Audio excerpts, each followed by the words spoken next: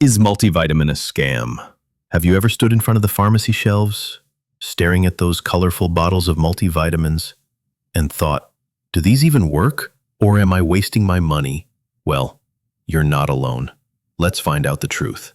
In June 2024, a massive study published in JAMA Network Open tracked nearly 400,000 healthy adults. Result?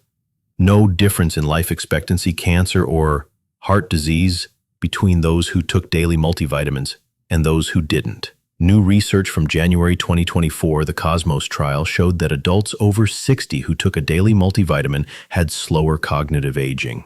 In fact, their memory was nearly 2 years younger compared to the placebo group. Another 2025 study even linked multivitamins to a lower risk of kidney and heart disease in patients with liver issues. But here's the problem. Most people don't need them.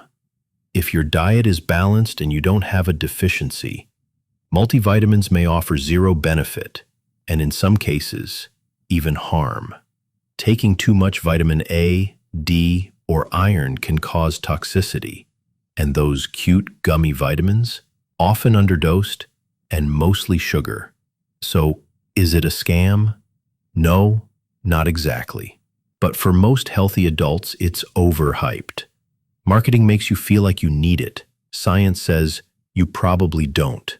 If you truly want to invest in your health, eat whole foods, stay active, and talk to your doctor before taking supplements, because your health deserves more than just pills in a pretty bottle.